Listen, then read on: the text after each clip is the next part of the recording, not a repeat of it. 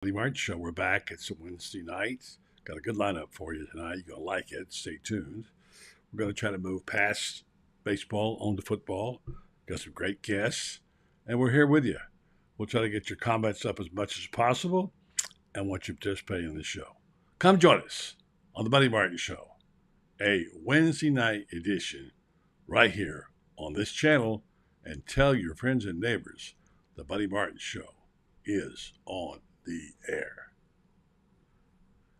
Yes, it's time again for Buddy Martin. Call him up and tell him what you're thinking. But be kind because he's doing the best he can. Better, stronger, faster. Mama says that alligators are ornery because they got all them teeth but no toothbrush. Hey, what if the voice calls while you're gone? Take a message. Bye! You ready, champ? I'm ready for this my whole life. I'm incapable of small talk. But that's why you love me, right? Kind of intimidating to be in the presence of so many great athletes.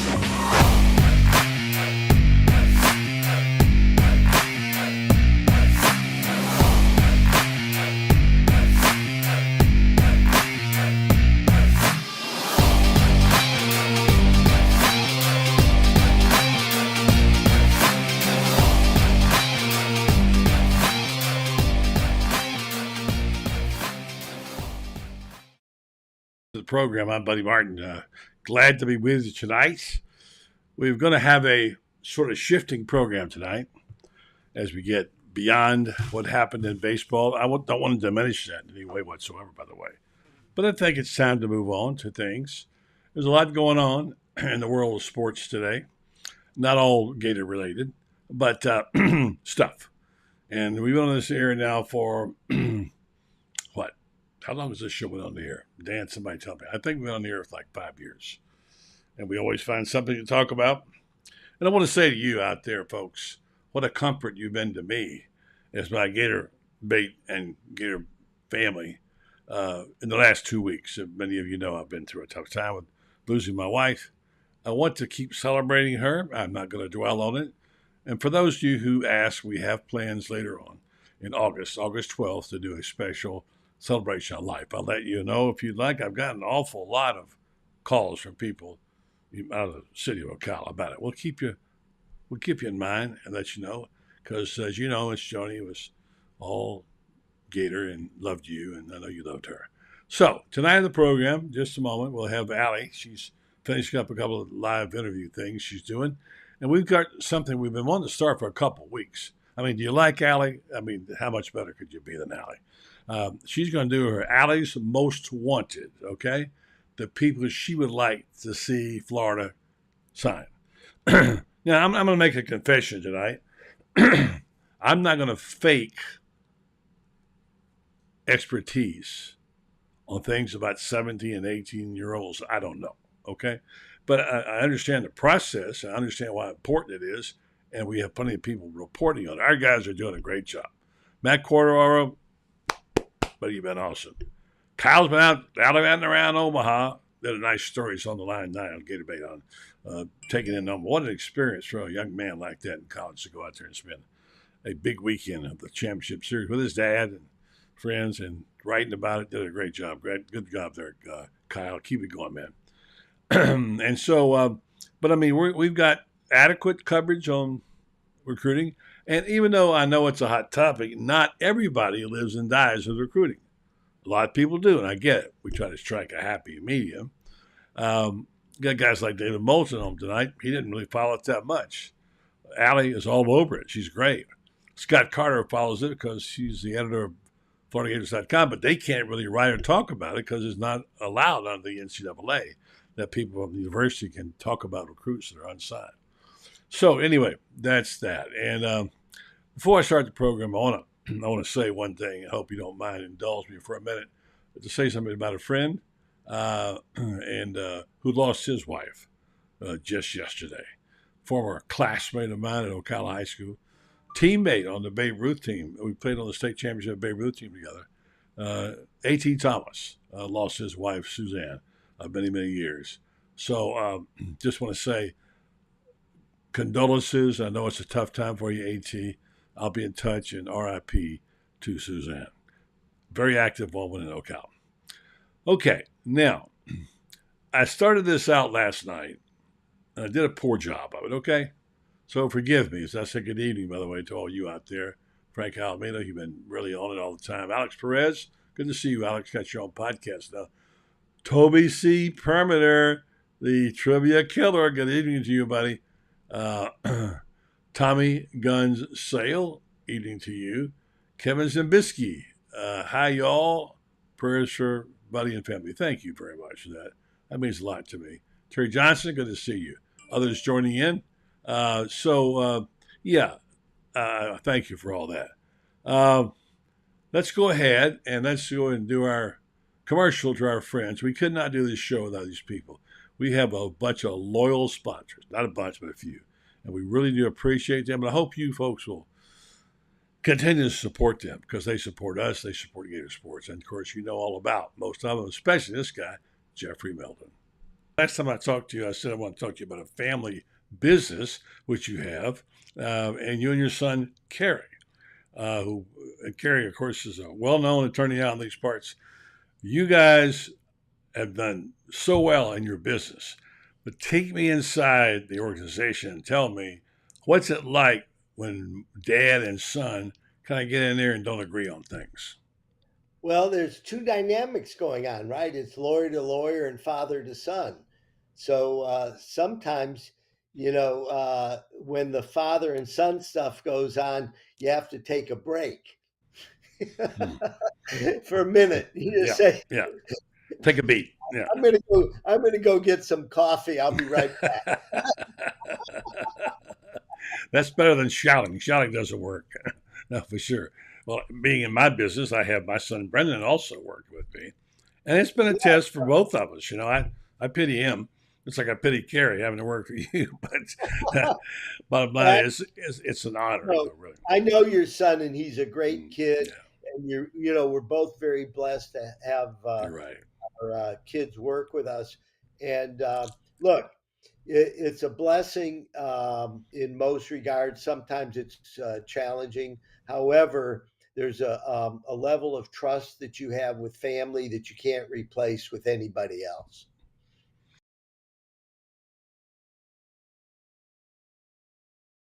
It's to say that Melton Law, the only official personal injury law firm of the University of Florida, they don't back down. So, Jeffrey, we have Jeffrey on every now and then. He's always entertaining and fun.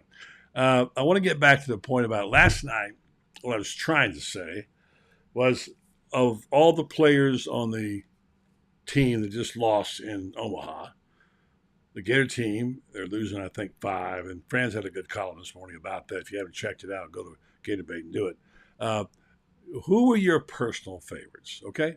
I don't mean the one that necessarily was a star. Was there one particular player that you really liked and you followed? And if so, who was it and why? I have a couple. I'm not going to share mine right now. I don't want to prejudice you, but give me your thoughts, okay? Of the baseball team that just unfortunately lost a painful game in Omaha, which one of those players did you like the best? Who was your favorite? Listen, folks, we'll go back many years and look back at this team as one of the great Florida baseball teams of all time. Didn't win a championship, true, but did many, many things. And so I'd like to get your thoughts about that. Check us out and let us know what you think. Again, all right, we already got one. Tommy Gunn's Seal had just come up with his, and I can understand this. This is a guy that basically doesn't get much run. This guy had 5 home runs, 5 in the World Series. All-time record. And yet you never hear his name or ever. Ty Evans. Fantastic. Including a Grand Slam 2 in 1 game. I mean, I can understand Ty Evans. It's a good choice. And there are others for their various reasons. But the good thing about Ty Evans, he's back next year. Now, I haven't started breaking it down as who's back. And Franz did it in his column this morning. Does it better than me. But, Ty Evans is a gift, man. He is really a heck of a player. So there's that. So give me yours. Anybody else? Who do you think is your? I mean, BT Riotpell's got a lot of people who love him, right? Wyatt's got a ton of people who love him. So give me your vote tonight. Who is a player on the Gator baseball team? Check it out and let me know. All right. All right. We're expecting Allie at any time here, and we got also in a few minutes we'll have Scott Carter, who's back from Omaha. Scott will be shifting his gears. He's the editor and writer for FloridaGators.com. Lots of good stuff on that site. And Scott's a wonderful guy. And so we'll get his take on that, and we'll move forward on football. I'd like to gauge your interest in recruiting. Tell me what you think. Let me know. And by the way, while you're at it, like and share this show, which is now heard on Twitter. It's now heard on Facebook, of course, and in other places on the podcast. YouTube. Yeah, hi, YouTube folks. How you doing out there? All right. So I'm going to ask you a programming question tonight. Hopefully I get some response. Would you like this show better if we took calls one night a week? Would you like it better? We're thinking about that and other changes in the near future, adding people on more often and having taken calls. I love your input. I love hearing from you.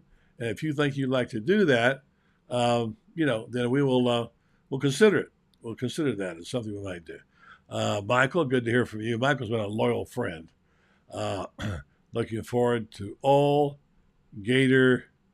No, excuse me. So Allie Gator Peak. Yeah, I am too. And she's running a little bit late today. She'll be here.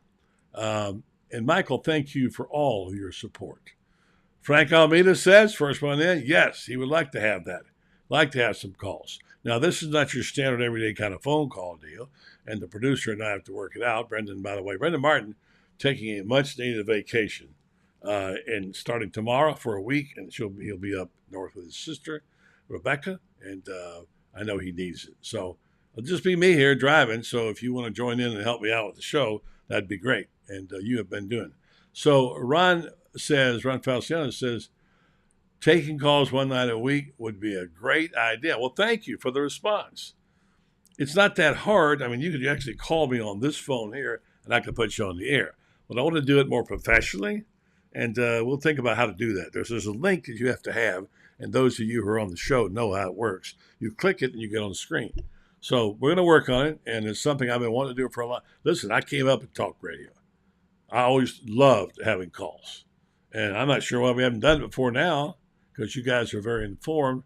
We've kind of invented this particular medium. Other shows do the same way we do. They read their text, etc., and we do that too. So we'll do it. Always trying to break new ground, all right? So Toby, the master trivia man, says, freshman Michael Robertson had a game-winning catch against the wall at TCU. He did, and he was excellent. Toby, is that just saying the guy you like as your favorite? Tommy Guns Seal says, yes, I would love the call-in. Okay, now I'm getting you. I'm feeling you. And by the way, this is your show. We aim to please here. So if you want that, we'll definitely make that happen. I'm not sure what night yet, but we'll figure it out. And by the way, do you have any specific people you like as guests or hosts? If you do, I'll take that. Well, thank you. Ron said, buddy, thanks for coming on. I really appreciate you doing this show. Well, thank you. I really appreciate you being a part of it, Ron. What you tell your friends and neighbors we're here. We've even talked about changing the time of the show. We talked about maybe having it earlier. I don't know. It just kind of fell in when we started the damn all the stuff this way. So, all right. So let me just tell you about Titan MRI. Titan MRI is worth a short drive to Gainesville. No insurance, no problem. You can pay with cash or card, same day. Scheduling available same day. You can start feeling better today. Titan MRI, North Central Florida's premier independent MRI facility. Come see why hundreds of patients are visiting our Gainesville location from Ocala, Marion County, and the villages. That's TitanMRI.com. Good stuff right there. All right, I think we have made a connection with Scott Carter now. Let's go right to the hotline. I got to give this thing out. I might call this a Harvard Champion hotline. I don't know. Whatever it is, Scott's on it. We're glad to have it. Back from Omaha, folks. Here he is, none better for the wear. How are you, brother? Hey, buddy. Doing well, man. Yeah, what, 14 days, 13 nights in Omaha. Quite a run by the Woo. Gators, but I will have to say I'm glad to be back home. I bet you are, Scott. I bet you are. Yeah, I We're mean, doing look, great job out there, by the way. Uh, Tore our hearts out at the end, but hey, that's sports. We've been living with it all of our lives, and yeah, what I'm trying to do is sort of put this to bed now, Yep. and with you as our last sort of quote unquote baseball guest, which you're not really that, and shift over to the football season, because as far as I'm concerned, it's now football season, Scott. Well, I think it's football season all year round for a lot of fans. But, as we've talked before, I love the baseball season. I love the game. And if you saw the TV ratings, fans are into this College World Series. It surpassed all major league games this year on ESPN. The Monday Night's Championship game, the only baseball game that ESPN has shown this year that drew higher ratings was the World Baseball Classic. So it's an event that keeps growing. The game is probably better than it's ever been on the college level. But unfortunately, it was LSU's night. And as you know, we could play this thing again this coming weekend, 2 out of 3. The Gators could easily win it, but that's not the way it works. It was just, they had a bad night, Jack Caglione on the mound, and it just spiraled from there. But I will say this, man, what Kevin O'Sullivan's doing there and what he has done, it's nothing short of amazement when you put in perspective what the Florida baseball program was prior to 2008 and what it is now 15 years later. They're two completely different programs. Yeah, I mean, there's been a lot of feedback last 24 hours. Not all of it good and not all of it intelligent. I mean, but that's the world of social media. There's always morons. And people are entitled to their opinions. Fine, let them have it. But they speak out of ignorance sometimes. It doesn't mean you can't be critical of something. I mean, sure, we'll go to our graves wondering whether or not Cags was the right pitcher to put out there. I think it was because he was the guy, been the guy all year. But there are people who said no. Should have started Kate Fisher for 3 and then brought Cags in. And, that's baseball's a second guess sport. That's what it is. I mean, you're seeing, I don't know if you've seen anything up in New York this week with Buck Showalter's getting questioned a lot. That's the nature of the beast. But no, if I was the manager on Monday night and I had complete control over that team, I would have started Jack Caglione. It was the only rotation in the country, buddy, where all 3 of the weekend starters made every start. And it was his turn.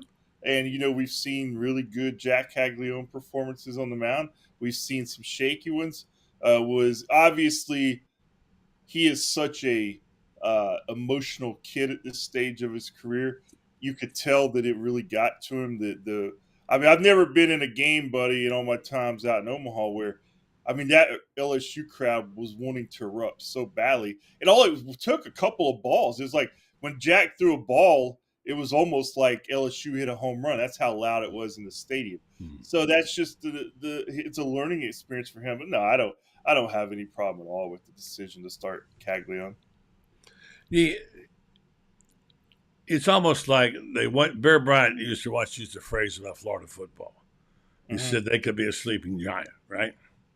And it turned out they were. I'm not saying that LSU hasn't won before. They have, but they have not won it in a long time, and but you knew they were kind of a sleeping giant. And a lot of us were hoping Wake Forest would beat them, and they wouldn't have to play them because you knew the talent level was there. But often the talent doesn't come through. You never know about that. So, they were loaded. And the irony of this was, and we're going to go on to some football talk in a second, the irony is that that fantastic second game where the Gators hammered them 24-4 and beat them into submission, and they would die. And the next day they came back and turned the tables. Yeah. I've never seen anything like that in any kind of sport where you got beat somebody and they came back and beat you almost as bad. That was incredible. Yeah. Unbelievable. You got to give you a lot of credit. I don't want to give any credit. I've decided I'm not going to. I can give them no credit. What you just said, is true. They showed some real I guess, fighting spirit, whatever you want to call it, with the what Yeah. they Monday night, and they're a great program, as is Florida. Uh, but I've been to this College World Series now 7 times with the Gators, Yeah. and there's no doubt that LSU has such an advantage out there Mhm. against not only Florida but everybody because of their fan base. And I don't Yeah. know I don't know why so many LSU people show up and not Florida or some of the other schools. I don't really know why, because I mean, it's cost the same for them as it would anybody else. I mean, the distance is still pretty significant. It's just for whatever reason, their fan base really goes out there and makes it almost like an LSU event. So if that, it's just one of those things I would like to see Gators have more fans out there in the future, because I do think they're going to be back maybe next year. But that's something I understand. Also, it's costly. It's a difficult trip. But LSU people, man, they really show up. What else is there to do in Louisiana? Well, that could be part of it, Yeah, but so maybe they just want to get out of their home state, buddy. They're like, uh, we gotta go. after you get New Orleans and whatever Bourbon Street, you want to go to a Saints game. It's a I one mean, horse. It's a one horse state. There's only one school there in that state. You can talk that about is the Raging Cajuns, but there's only one. It's like Florida having nobody else. What do you think people would be in the state of Florida if Florida was only the only real school in the state? yeah, no, I agree. I mean, they have some advantages that Florida doesn't have, but that crowd, man, it was just unbelievable. That's just all I was saying. I mean, it's very rare that you go to a championship and see one school have such an advantage in crowds, but that's the way it is. Yeah, and by the way, I think maybe J.D. Wolf might have nailed it. Excuse to get drunk. I like that. Scott drinks straight vodka tonight. Straight water. Straight water. Here's to you, Scott. That's right. Straight water, but it's okay. Let's pretend it's vodka, okay? Yeah, Right. it tastes better. Well, let's talk a little ball before you get out of here. Football, oblong. It's a more difficult task today to follow because there's so much going on in the portal and so much going on with the recruiting. And it used to be one day, now it's two, and now NIL. But it's hard to keep up with what's going on. And in some ways it's good because it makes for lively Junes. But Scott, holy crap, how do we keep up?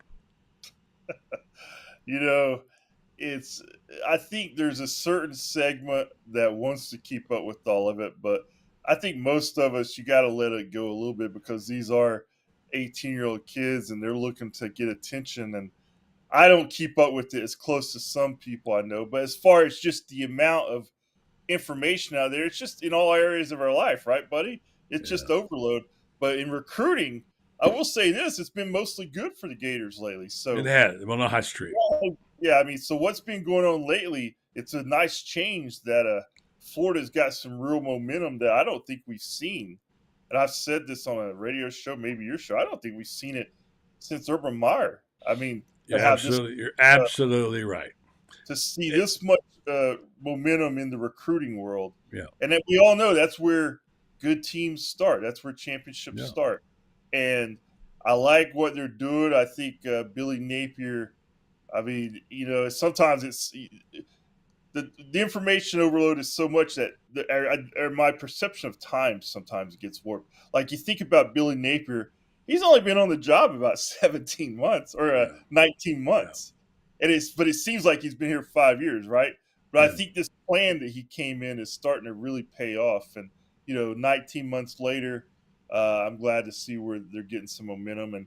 And of course, I don't know what that's going to do. Yeah. On the field this year really probably won't have much of an impact because these guys aren't going to be here. But I do think broader days are ahead, buddy. Yeah, I asked and we'll bring Allie on in just a second. She had a late interview. I'm going to bring her aboard just for a couple of minutes while you're here. I asked, Urban was the greatest recruiter in Florida football history, without question. Nobody came close. Ron Zook did good for himself. He did a hell of a job, but Urban. And so I was talking to Urban a couple of weeks ago, and I said, tell me the secret to why you were so successful. And what do you think he said? I mean, I think just kind of a relentless effort on recruiting, and also they were the hot program in the country at the time. I mean, he had a great but they weren't hot when he first came here. He came from the Mountain West, and yeah, I mean, he's got some secret, maybe, I don't know. But what did he tell you? I haven't heard this. Here's what he said: TIME. Team. Huh? TIME. Time. Oh, time. And he said, "You got to do it." And he tells the story often. It's in the book back behind my head there, wherever it is.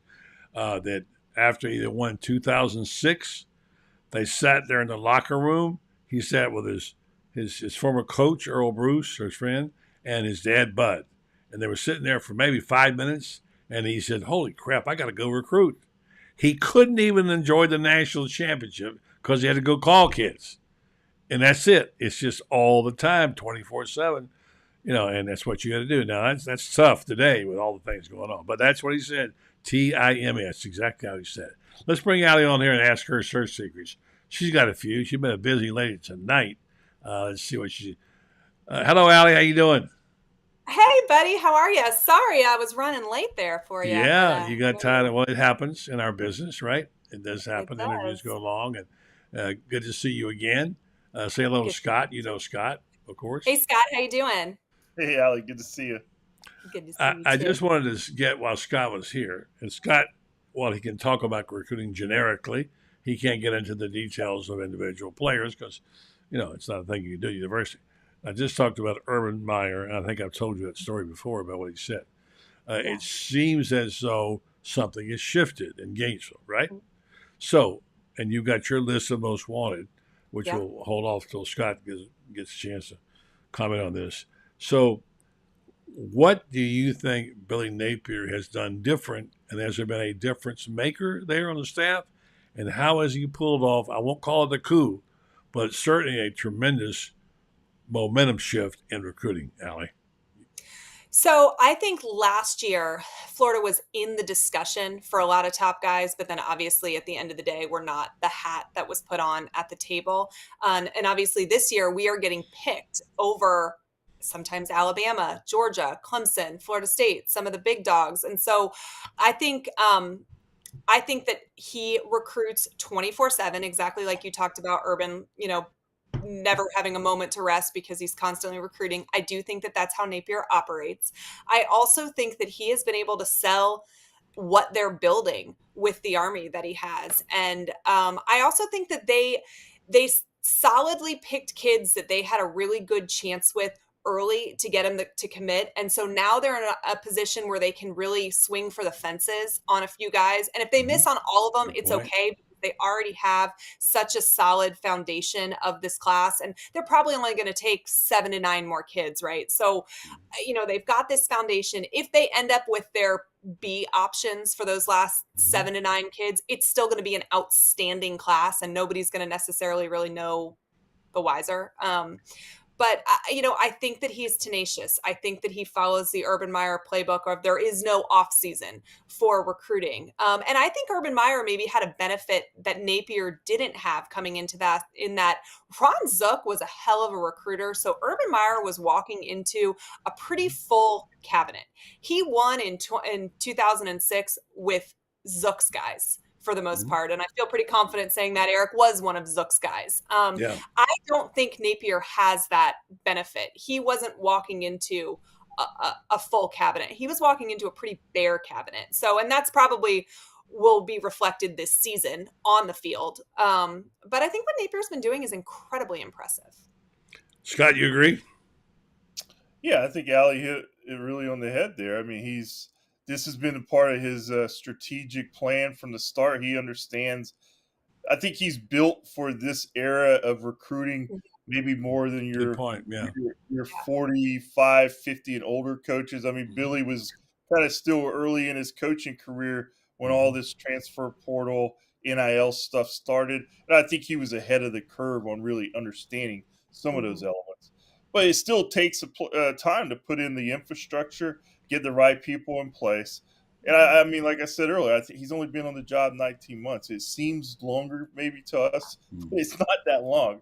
And I think he leads the country, guys. And photos on Twitter, in front of his office desk with players. So that just Yeah. tells you how Really?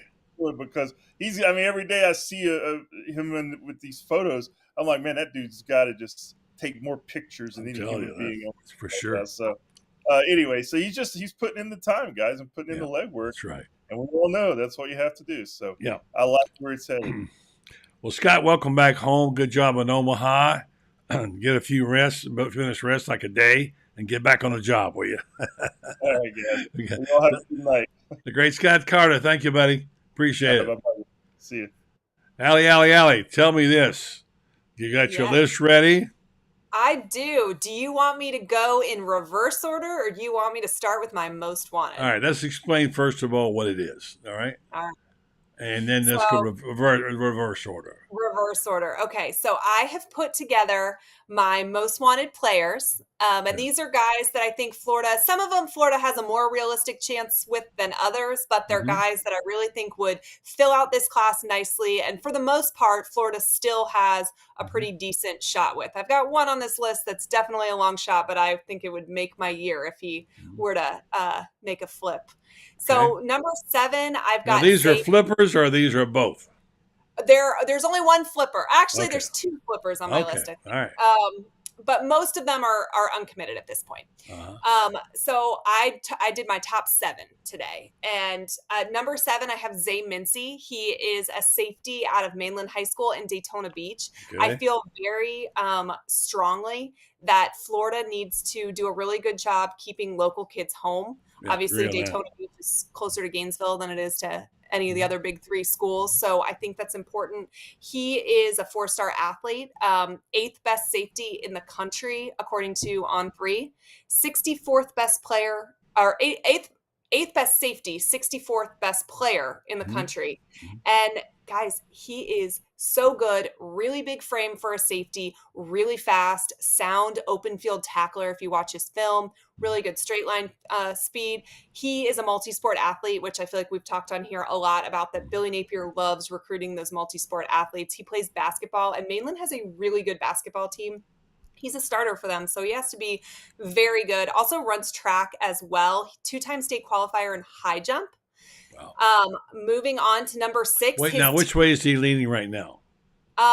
So he's not. He's played it pretty close to the vest, although he's been to UF a lot. There was a lot of smoke a few weeks ago that UF was the leader. It's been kind of more like we don't know who the leader is the last few weeks, but he has visited UF a lot. All right, that's one. Now, his teammate, LJ McCray, is the next one. LJ McCray. He is a defensive lineman, also from Mainland High School. Wow. 2 Mainland, defensive lineman overall. This is a hell of a football team Mainland High School has right now. He is the number 22 player in the state of Florida. And again, home turf battle, right? And Florida really, really want to bulk up the trenches. You can see that just by the kids that they've already gotten to commit. He's a 2-way player in high school. He'll play D-line for Florida, but he has the athleticism to play H-back and tight end for, again, a really good Mainland team. Also plays basketball for them as well. 80-inch wingspan. So, I mean, he could fly, literally fly with that. I mean, it's a strong wind and he's gone. So, and he is somebody who, again, a couple of weeks ago, we thought he was going to have already been committed to Florida. We are told that Florida's his leader. I believe he's been crystal balled to Florida. I think this is a kid that really kind of wants to enjoy the experience. And so I don't think it's anything personal to Florida. I think he's just trying to get every drop out of all of these visits. But in the position that Florida's in, they're recruiting really heavily, probably about 15 guys with only 7 to 9 spots. So if you don't how many do you think they'll bring in yet this summer? I think they sign 8 more, or they get commits from 8 more. If I had to guess, but it'll be somewhere between 7 and 9. We've heard they want a pretty full class. Okay, all right. So now we have 2 on Allie's most wanted list. We need some music. We got to do this. We got to glam this thing up a little bit. I need a rolling list. Come on, we got to get better on this. I'm going to work on it. All right. So who's the plane as we fly it? Buddy. All right. So going backwards now, you've got 2. Well, who's the next one?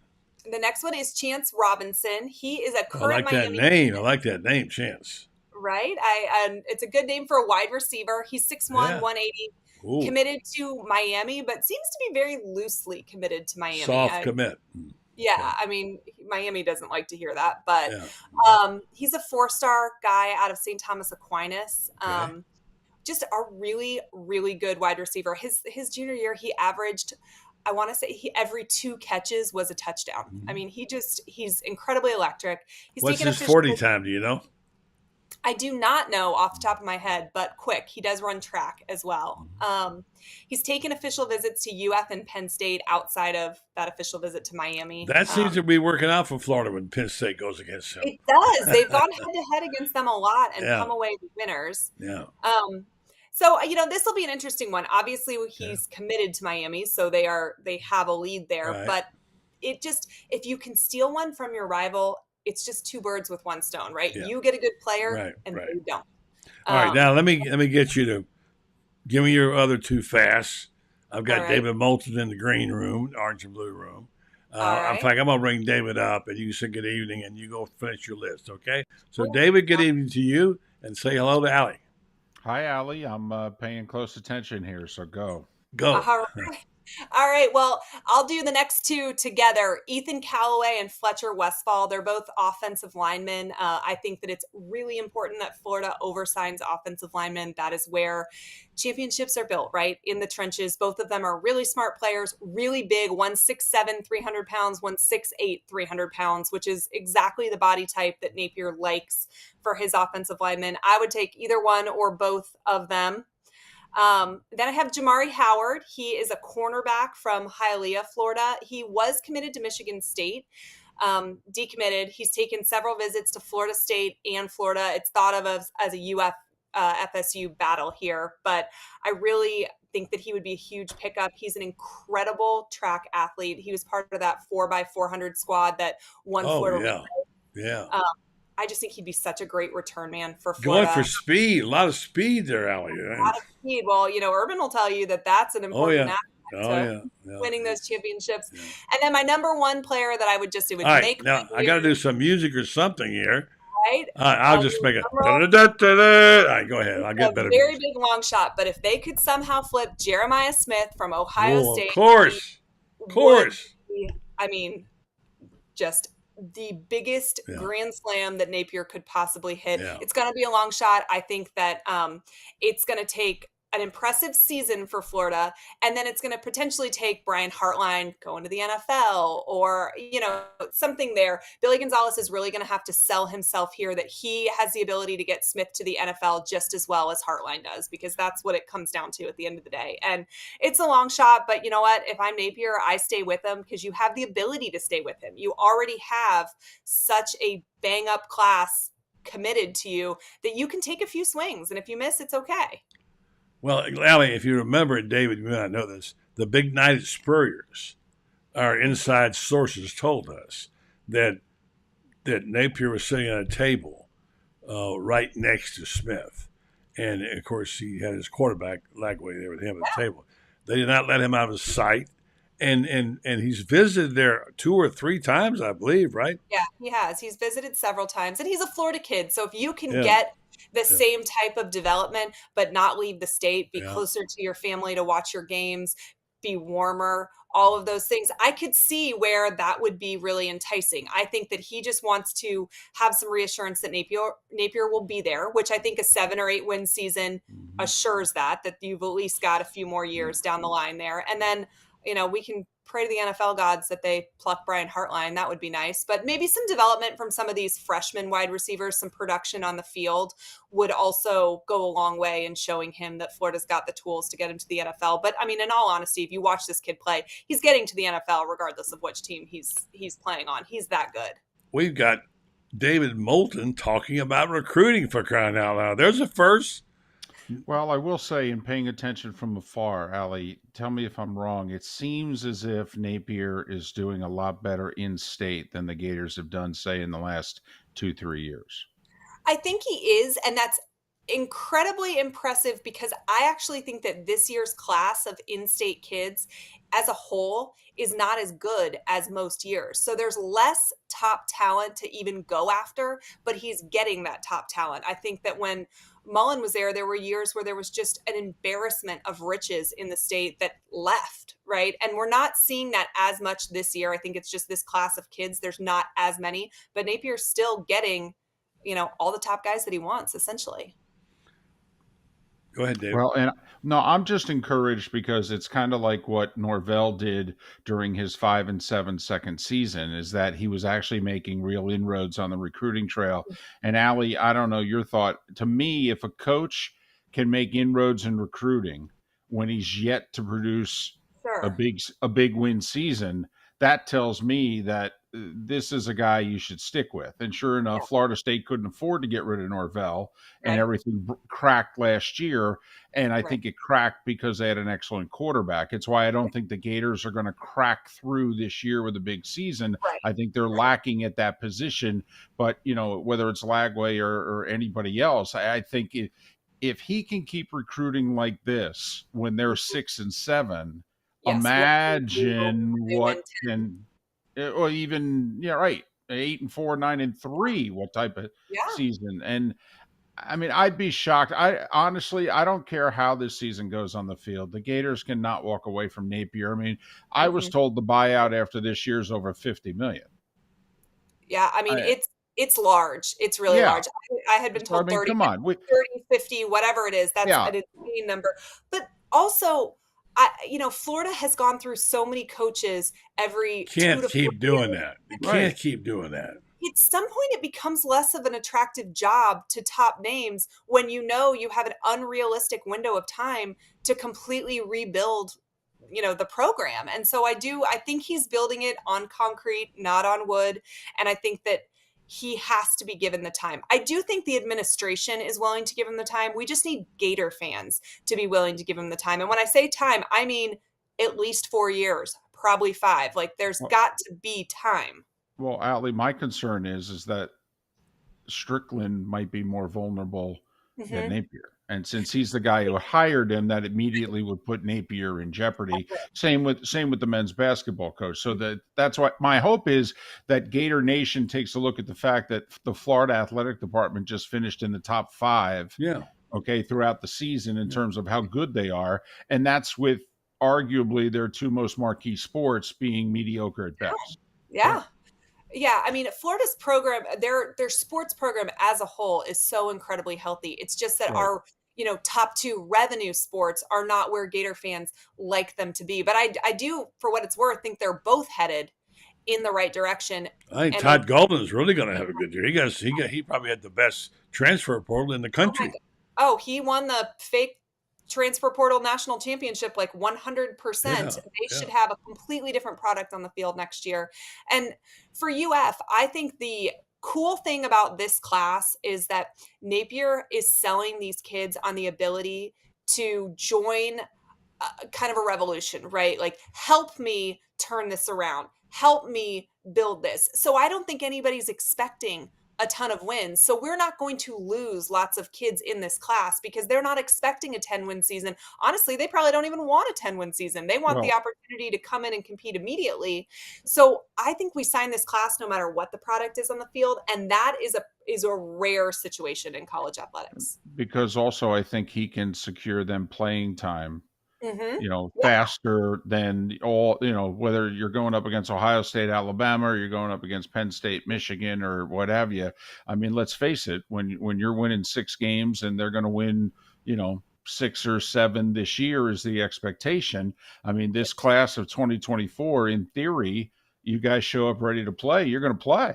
You're going to play. Right. You can either go to Alabama, go to Ohio State, ride the pine, no matter how you do in practice, because you're going to have to pay your dues because they've got 5 guys in front of you that are just as talented as you are. Or you can come to UF, work your butt off, and get to play immediately, contribute meaningfully immediately. And that's what these guys want. They want playing time. I mean, they also want NIL money, but they want playing time.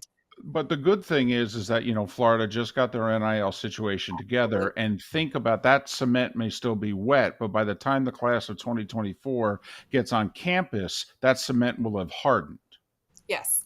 I think UF has the NIL game figured out. I think they were the leader of the pack at the very beginning with the idea of a collective. And then I think they kind of fell behind very, very quickly.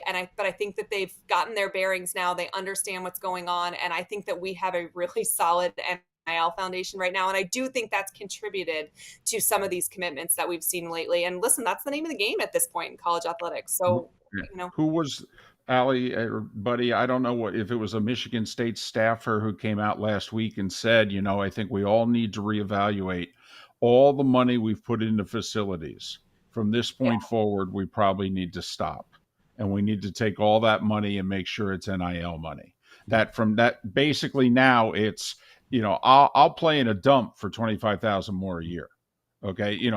No more, waterfalls and chandeliers and what have you. That, going forward, the arms race probably needs to end, and the NIL race is where it's going to be at. I agree with that. And the guy who quoted that always was Jeremy Foley, and he got hooted down. And they were behind the facilities. There's no question they needed to upgrade it. But the Taj Mahals need to stop. I do think the NIL game will continue to evolve as well, though, because I think that the donors are going to get donor fatigue. Because just look at the University of Miami, right? When you have only one or two big boosters making these massive contributions to NIL, if they don't pay off essentially almost immediately, they're not going to be as forthcoming with their money the next time around, right? So I do think the numbers that we're seeing right now are going to settle down a little bit because only one team wins a championship each year. And there's not somebody willing to put $25 million in every single year if they're not seeing that return on investment. Well, then there's one or two things that I'm curious about where NIL goes. The bill that Tuberville and Mencken are working on is they want every single NIL donation to be made public.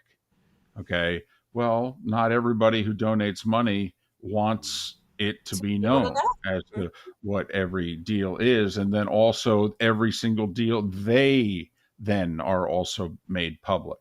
Sure. And so I'm curious as to where this goes. Also, what has come out in the last 24 hours, where the NCAA is saying their bylaws supersede state law. Don't make me laugh. Yeah, exactly. But I mean, we all know the NCAA is going to lose that. I mean, Of somebody's going to course. sue, take that to court. The NCAA. That's is why lose, they're in the but situation they're in now, David, because of stupid things like that. I understand. I think it's asinine. But between now and when they lose in court, what if you go against NCAA bylaws and they punish you? There's no way for them to give you those scholarships, that money, and everything back.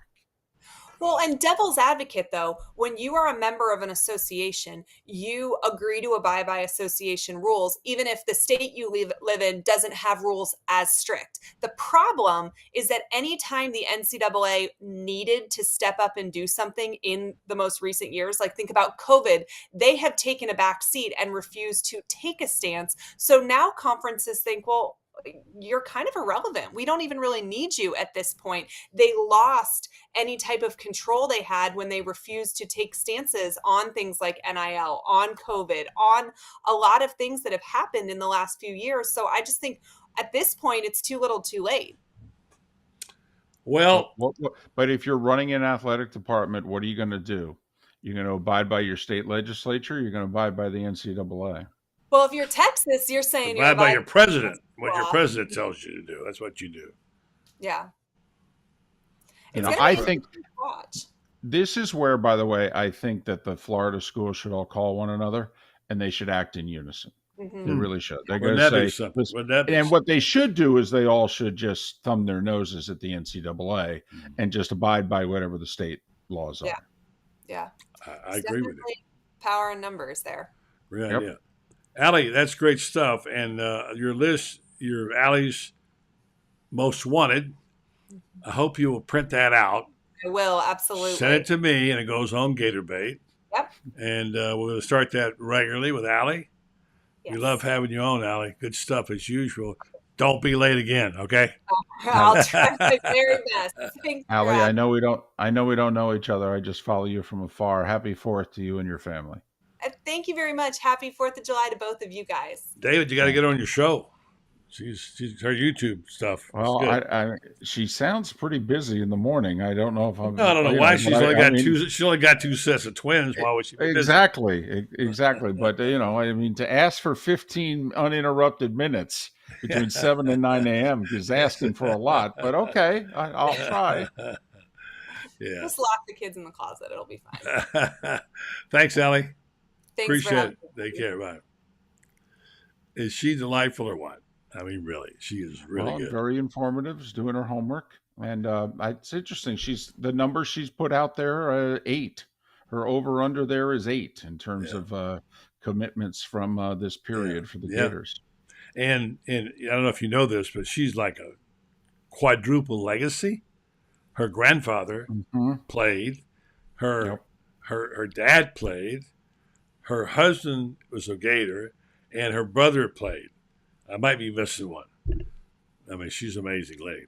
David, good to talk to you again, my friend. I know it's not baseball talk here on the show, but I got to get to you on a couple things and talk a little bit. Let's talk about the Rays for a second. They've cooled off a little bit. I hate these Arizona games late at night. Keep me up. But they got a couple guys. Why? I'd like to you're go to bed. You're done with the show. It'll be the second inning. Come on now. A good point. Or your, whatever glass of I can milk, always video. whatever the case may be. I like to watch it before I go on. But here's the thing: they lost last night, 8-4. But they got two All-Stars there, David. The two guys who are probably going to make the All-Star team. I saw Evan Longoria last night. He got his first home run against the Rays, which now gives him a home run against every team. Yes, and I believe he was the 70th player in the history of the sport who's homered against every team during, his career. Yeah. Pretty impressive. He was very open before the game about how much he wants to return in some way, shape, or form. Yeah. Even if it's just to throw out the ceremonial first pitch. Yeah. Maybe, just maybe. I don't know this year because Arizona's in contention. They're probably going to keep him, but who knows? Maybe in 2024, there's a way to acquire Longoria again as a right-handed batter or something. One more season. I was there in New York when the Willie Mays came to the Mets, and it was such a tremendous thing. Unfortunately, Willie was not in good physical condition. It was a horrible thing to see him falling down in center field in the World Series. I was there. But you want to love on your stars as long as you can, and he is Mr. Ray Longoria. Well, so far, he's the best player in franchise history, no right? Doubt. Yeah, no doubt about it. Yeah, for sure. So, all right, so the state of the game of baseball, I like the pitch clock. I know it disrupts people, but I think it makes the game move faster, and they're getting to the rhythm now a little bit. What do you think? Well, listen, people clearly like it because, first off, most baseball ratings are up. But secondly, attendance at Major League Baseball the last 2 weekends has had their best weekends in 8 years in June. Wow. You have to go back to 2015. I mean, long before a pandemic. So, if you're baseball, I mean, Rob Manfred took over as commissioner in 2015. So I think he's got to be happy. His rule changes have worked. I would say so. We'll see what he does next. Yeah, for sure. Okay, let's get into the ugly side of college football. Okay. What is going on in Athens, Georgia? Well, we all know what's going on in Athens, Georgia. They're acquiring the most talent they can, character and behavior be damned. Mm-hmm. And the more you win, the more you can cover things up. And the more you win, the more you can get away with stuff, even if you can't cover it up. Exactly. I mean, now, I remember when Urban got nailed for this. I remember when he got nailed for this, all the things going on with him. Got crucified. Mm-hmm. The fact is, that year, as I recall, I looked it up, they had more arrests at Georgia than they had at Florida. But nonetheless, it still doesn't excuse it. So, yeah, I think it's also a vulnerability once you start down that road, David, of prosperity and getting the athletes and the successful and money coming in. It's a dangerous situation. And I got news for you. It's not going to stop in Athens. Well, no, buddy, because with all due respect, there are very few fan bases that ever put the stop sign up in the air and go, hey, hold on, I know you've been winning doing it your way, but you're starting to embarrass us now. Yeah. Most fan bases take the stop sign and they kind of hide it and they go, "Hey, let's just hope things get better, but keep on winning. Yeah, keep on winning. That's what it's all about." So yeah, they're gonna, just hope that this doesn't get really, really bad. And if you're the University of Georgia, you want these headlines in June. You want them in July. And not only that, you want them being done by a paper in which you got to go through a paywall to read the article. No, I'm being very serious. I know. I'm laughing because it's true. I know. I mean, if you try to forward it to somebody and they click on it, they can't read it. No. So how are they going to get all emotionally bent out of shape when they can't read the story? I can't say too much because my Gator bait's on a paywall, but nonetheless, it's the business. No longer they gave it away for all these years. Now they don't have it. Long story, another story, whatever. I want to go back to a point I was going to make earlier, but Allie was so good I didn't want to interrupt her. Is that in this recruiting class so far, we should mention there are no apparent character issues for these recruits so far.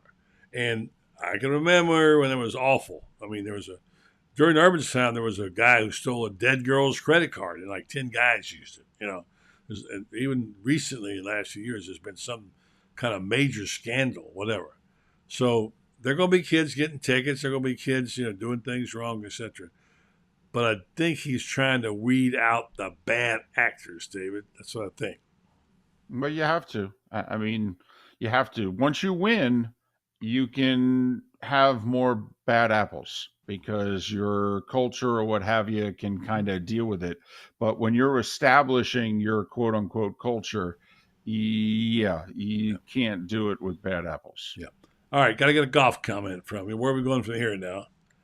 And how happy are you with the youngsters coming up? And who's the hot guy? Well, I mean, if you're into analytics, Scotty Scheffler is apparently hitting the golf ball. In the last 20 years, there's only been one golfer for a sustained period of time who hit the ball better, and that was 2000 to 2001 Tiger Woods. Tiger, yeah. I mean, that's how. Now, I think Scheffler's, as boring as a, yield sign, but he's an amazing ball striker. He's averaging $1 million a start.